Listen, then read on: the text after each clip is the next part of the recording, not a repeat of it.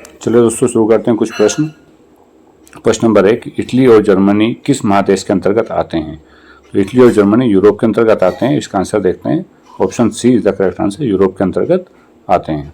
चलिए अगला प्रश्न देखते हैं। फ्रांस में किस शासन वंश की पुनर्स्थापना वियना कांग्रेस के द्वारा की गई थी? तो फ्रांस में जो वियना कांग्रेस की स्थापना की गई थी, किसके वंश की गई थी? Option see the right answer है, ऑप्शन सी बूर्बो वंश। अगला प्रश्न, मैजिनी का संबंध किस संगठन से था? तो यहाँ पर ऑप्शन बी आपका करेक्ट आंसर हो जाएगा। मैजिनी का संबंध किससे था? ऑप्शन बी कार्बोनरी संस्था से था। अगला प्रश्न है, जर्मनी, इटली और जर्मनी के एकीकरण के विरुद्ध निम्न में से कौन था? तो जैसा कि आपको ध्यान है, इनके खिलाफ कौन था? Austria. Option C is the right answer.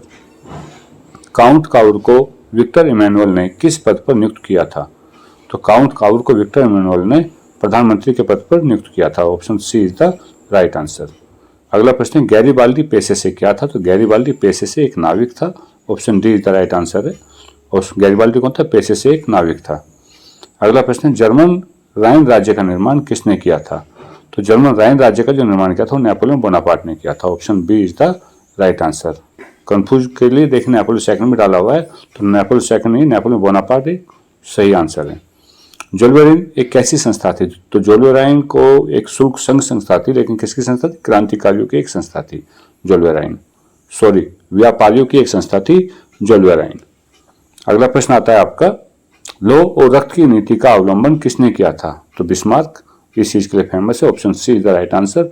लौह और रक्त की नीति का अवलंबन किसने किया था? बिस्मार्क ने किया था। अगला प्रश्न, फ्रैंकफर्ट की संधि कब हुई थी? तो यह 1871 ईस्वी में हुई थी। Option D is the right answer. Germany का जो एकीकरण हुआ था वह फ्रैंकफर्ट की संधि के साथ हुआ था। नेपल्स की संधि कब हुई थी? तो नेपल्स की संधि हुई थी आपकी, option B is the right answer. 1821 ईस्वी में नेपल्स की क्रांति हुई थी। अगला प्रश्न है, चार्टिस्ट आंदोलन कहाँ हुआ था? तो ऑप्शन इसका देखते हैं, इंग्लैंड। चार्टिस्ट आंदोलन कहाँ पर होता है? ये इंग्लैंड में हुआ था। अगला प्रश्न आपका, यूनान को एक स्वतंत्र राष्ट्र घोषित कब किया गया था? तो यह आपको पता ही है, 1832 ईस्वी, यानी कि option B is the correct answer. अगला प्रश्न, कार्बोनरी संगठन किस वर्ष हुआ था? तो कार्बोनरी संगठन 1810 ईस्वी में हुआ था। और कार्बोनरी संगठन का सदस्य कौन था? जोसेफे मैजिनी। एड्रियानोपुल की संधि कब हुई थी? एड्रियानोपुल की संधि 1829 ईस्वी में हुई थी। कब हुई थी? 1829 ईस्वी में। Option B is the right answer. अगला प्रश्न है, एड्रियानोपुल की संधि किन किन देशों के बीच हुई थी? तो यह ऑप्शन ए आपका सही आंसर होगा। तुर्की और रूस के मध्य एड्रियानोपुल की संधि हुई थी। अगला प्रश्न, सेडोन का युद्ध किस किस के बीच हुआ था? तो सेडोन का युद्ध फ्रांस और पर्सा के बीच हुआ था। Option C is the right answer. Poland के विद्रोह को किसने कुचल दिया? तो यहाँ पर ऑप्शन ए आपका सही आंसर होगा। जो पोलैंड का विद्रोह हुआ था उसको रूस ने कुचल दिया था। सन 1870 ईस्वी में फ्रांस और पर्सा के बीच युद्ध कहाँ हुआ था? यह युद्ध सेडान में हुआ था। कहाँ पर हुआ था? सेडान में हुआ था। अगला प्रश्न है आपका, यूरोप वासियों के लिए किस देश का साहित्य एवं ज्ञान विज्ञान का प्रोत्साहन रहा है? तो यह यूनान का रहा था। यूरोप वासियों जो यूनान का साहित्य था वो ज्ञान और विज्ञान का प्रेरणा स्रोत रहा था। युवा इटली संस्था का विकास किसने किया था? तो युवा इटली संघ का जो विकास था वो किसने किया था? मैजिनी ने किया था। अगला प्रश्न, बिस्मार्क निम्न में से कौन था? कवि था, नाटककार था, संगीत था या कूटनीतिज्ञ था? तो सही आंसर होगा कूटनीतिज्ञ। सार्डिनिया और पिडमांत का शासक कौन था? तो सार्डिनिया और पिडमांत का जो शासक था वह था विक्टर इमैनुअल।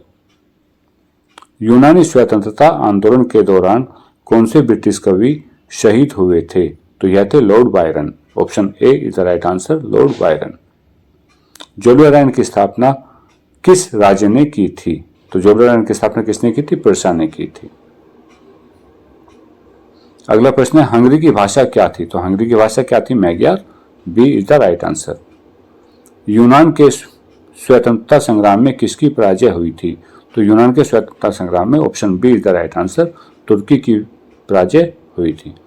मारियान किस देश के राष्ट्रवाद का प्रतीक थी? तो मारियान फ्रांस देश के राष्ट्रवाद का प्रतीक थी। यूरोपीय सभ्यता का पालना किसे कहा जाता था? तो यूनान को यूरोपीय सभ्यता का पालना कहा जाता था। Option D is the right answer. Act of union किस वर्ष पारित हुआ था? एक्ट ऑफ यूनियन 1707 ईस्वी में पारित हुआ था। एक्ट ऑफ यूनियन 1688 ईस्वी में पारित हुआ था। कब हुआ था? 1688 ईस्वी में एक्ट ऑफ यूनियन पारित हुआ था। 1789 की फ्रांसीसी क्रांति के समय वहां किस वर्ष के राजवंश का शासन था? Option C is the right answer, Bourbon राजवंश का शासन था। नेपोलियन संहिता किस वर्ष लागू की गई थी? इसका जो सही आंसर होगा option D is the right answer, 1804 ईस्वी में लागू की गई थी। जर्मनी के एकीकरण के लिए बिस्मार्क ने कितने युद्ध किए थे? तो option C is the right answer होगा यहाँ पर, 3 युद्ध किए थे। जर्मनी के एकीकरण के लिए बिस्मार्क ने 3 युद्ध किए थे। वियना कांग्रेस में कौन सा राष्ट्र सम्मिलित नहीं था? तो ब्रिटेन, रूस, फ्रांस सम्मिलित थे, जर्मनी इसमें सम्मिलित नहीं था। वियना कांग्रेस में पवित्र संघ की योजना किसने प्रस्तुत की थी? वियना कांग्रेस में जो पवित्र संघ की योजना थी यह रूस ने प्रस्तुत की थी। किसने की थी? रूस ने प्रस्तुत की थी। यंग इटली के संस्थापक कौन थे? तो आपको मालूम है, option see the right answer है, मैजिनी यंग इटली के संस्थापक थे।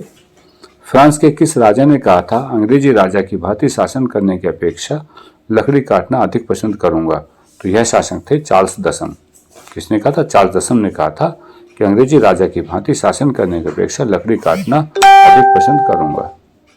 अगला प्रश्न है, पर्सा का शासक कौन था? तो पर्सा का शासक कौन था? विक्टर इमैनुअल, विलियम प्रथम। पर्सा का शासक कौन था? विलियम प्रथम पर्सा का शासक था। यूरोप का मरीज किसे कहा जाता था? आपको मालूम है, यूरोप का मरीज तुर्की को कहा जाता था। नेपोलियन ने जर्मनी में किस संघ की स्थापना की थी? नेपोलियन ने जर्मनी में राइन संघ की स्थापना की थी। किस संघ की थी? राइन संघ की स्थापना की थी। किस संधि के द्वारा स्वतंत्र यूनान राष्ट्र की स्थापना की गई थी? तो यहाँ पर option B is the right answer,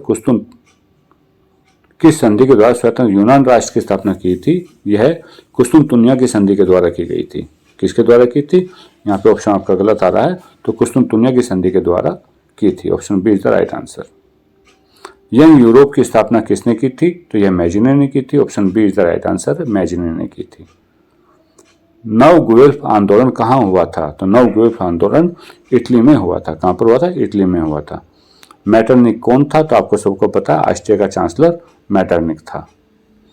Carbonari की स्थापना किस वर्ष हुई थी? यह हुई थी 1810 ईस्वी में कार्बोनरी की स्थापना हुई थी। अगला प्रश्न, 1830 की क्रांति के बाद फ्रांस में किस प्रकार का शासक हुआ था? तो फ्रांस में संवैधानिक राजतंत्र हुआ था। 1830 ईस्वी के बाद फ्रांस में किस तरह का शासन हुआ था? निरंकुश राजतंत्र। हाँ, सही आंसर है, निरंकुश राजतंत्र का शासन हुआ था 1830 ईस्वी के बाद। लाल कुर्ती नामक संस्था का गठन किसने किया था? तो लाल कुर्ती नामक संस्था का गठन किया था गैरीबाल्डी ने। Option D is the right answer, Garibaldi ने किया था। राष्ट्रवाद की अवधारणा अवधारणा किससे माना जाता है? तो यह पुनर्जागरण से माना जाता है और इसी का गठन रहा था फ्रांस की क्रांति। रक्त और लौह की नीति किसने बनाई थी? रक्त और लौह की नीति बिस्मार्क ने बनाई थी। किसने बनाई थी? किसने अपनाई थी? बिस्मार्क ने अपनाई थी।